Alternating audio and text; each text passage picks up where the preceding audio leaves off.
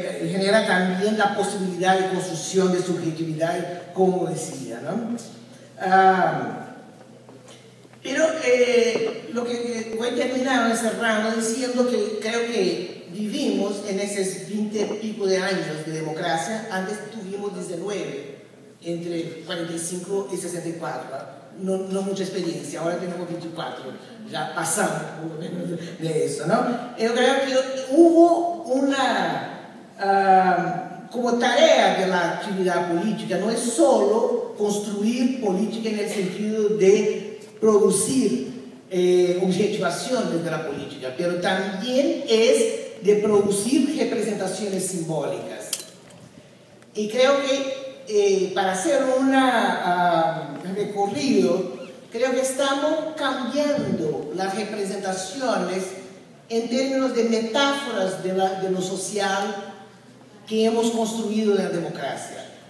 La primera, ¿no?, metáfora de lo social es esa de la constituyente, que es la construcción de una sociedad solidaria, universal, igualitaria, aún con toda la diversidad dentro del capitalismo, pero que fortaleciera la participación a través del primado de los derechos sobre la economía y sobre los otros conflictos y disputas. Entonces, esa fue la primera metamorfosis del social después de una construcción que fue avantista de lo corporativo. Bueno, pero sin embargo, como la construcción de ese simbolismo no fue objetivada, a no ser por el hecho que sería como una construcción legal, constitucional. Pero la institucionalización se da en un momento siguiente, en lo cual hay restricciones de todas las maneras. O sea, pasaron por una hiperinflación, había necesidad de obedecer a los dictámenes del Fondo Monetario, de todo eso, hacer superávit primario, estabilizar la moneda, y todos esos factores políticos y económicos han determinado una incapacidad de los gobiernos democráticos de transformar los derechos que estaban en ley en derechos que pudieran ser exigidos por la población.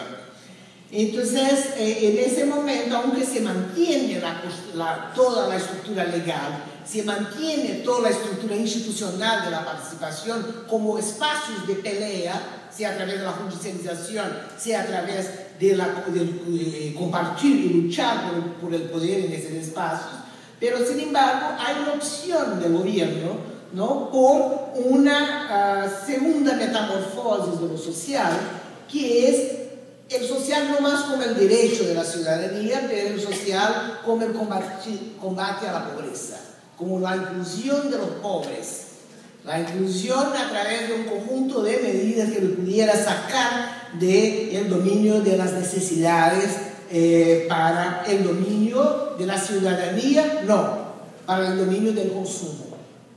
Entonces esa es la metamorfosis que hacemos, ¿no? El gobierno Lula se elige con una alianza que es una alianza muy amplia de sectores muy conservadores y que se subordina a esa lógica por una serie de razones que el tiempo se acabó y no puedo seguir con eso. Pero se apoya en dos tipos de coaliciones. Una coalición de poder, que es una coalición donde busca no enfrentarse, no irse al confronto, pero buscar alianza con la media, la TV Globo, con el empresariado industrial, con el capital financiero, con los trabajadores, con los políticos tradicionales que representan las oligarquías regionales. Esa es la coalición de poder. Y la coalición de legitimación, que es de las centrales sindicales, de los movimientos sociales, de la iglesia, de los entierros, de todos los movimientos que también hacían parte del PT y de su coalición. Bueno, y Lula tan hábilmente cuanto Rodrigo Vargas, sin necesitar suicidarse, manipula y maneja esa doble coalición. Los tiempos son otros también, ¿no? En búsqueda de construir una sociedad que fuera económicamente menos instable, ¿no? Que fuera también políticamente estable y que fuera capaz de incluir, una democracia inclusiva y estable. Eso, y no hubo en ningún momento una ruptura con los sectores tradicionales. No hubo lo que Chico de Oliveira, que era su compañero y después se apartó del PT, llamó el momento Lenin. No hubo la capacidad de romper con los sectores tradicionales en un dado momento, ¿no? Y de entender que bajo la alianza gubernamental no solo crecía el PT y los sectores populares que se incluían, pero también crecía la derecha y crecía en la misma coalición gubernamental. Entonces lo que tuvimos, ¿no? Es, pasando, ¿no? Es que el segundo gobierno, con ya más condiciones, no hay esa ruptura, pero sí hay cambio en la política, para una política más desarrollista, una política industrial desarrollista, pero no distante de la política industrial hecha en los años anteriores 60 y 70, porque toda la vida todavía sigue basada en el financiamiento público del BNDES, del Banco Público, del crédito, pero también con la incorporación popular, con el crédito popular, con el aumento del sueldo mínimo y mucho, y de todos los beneficios que están vinculados al sueldo, y con políticas de cuotas para raciales, para pobres, para las universidades, con inclusión, pero sin rupturas. Y también los movimientos sociales han decidido no hacer ruptura con el gobierno Lula. Por ejemplo, los sin tierra y todo eso. Mejor con él que con otros. Es nuestro, pero no puede hacer nada. Entonces con él no vamos a pelear. Entonces es todo un proceso de democracia sin ruptura. Ni el gobierno hace ruptura con los sectores conservadores y ni los sectores más de movimiento, más radicales, hacen ruptura con el gobierno. Entonces la democracia sin confronto, pero con mucha institucionalidad, de todas maneras. Y sí, ahora con Dilma, que profundiza la reducción de la tasa de interés y unas medidas también de habitacionales y todo eso. Impases, la última parte, termino. ¿Cuáles son los impases de esa construcción simbólica que hicimos de la socialdemocracia brasileña?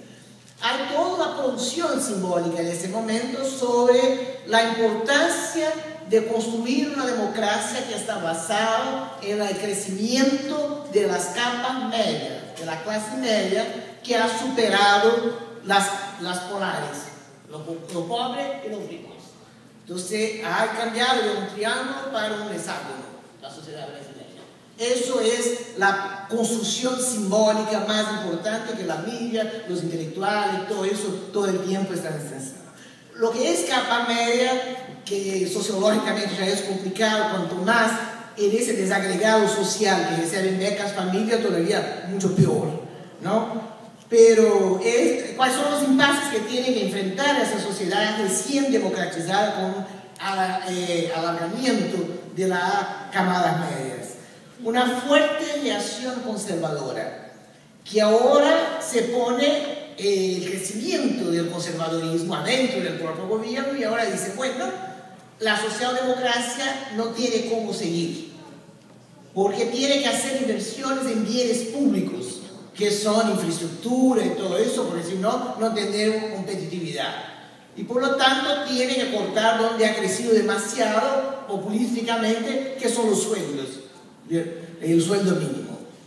Entonces hay una reacción a los beneficios que no sean la beca familia, todos los beneficios que sean universales y las políticas universales. Hay un crecimiento también muy fuerte moral, porque la Iglesia Católica se ha tornado más conservadora y ha crecido mucho las iglesias evangélicas, pentecostales, que sea. Entonces el gobierno no puede tratar de temas como aborto, homosexualismo y todo eso, porque son temas prohibidos por sus aliados. porque el conservadurismo moral, sexual, político ha avanzado mucho en la sociedad brasileña en los últimos años. Y la milla, hay un alineamiento muy fuerte de los medios con intelectuales orgánicos, con el gran capital. Y por ende, la idea de que el hijo bastardo del lulismo es ese individuo que ha ascendido, pero que cree que ha ascendido no por un movimiento social que ha llegado al poder, pero por su propio mérito. Y entonces es un nuevo emprendedor. Y su discurso es tan conservador, atomizado, individualista y consumista cuanto el de los capitalistas. Entonces se ha formado una cultura muy conservadora que va a estar en contra del avance de la democracia en los próximos años. Gracias.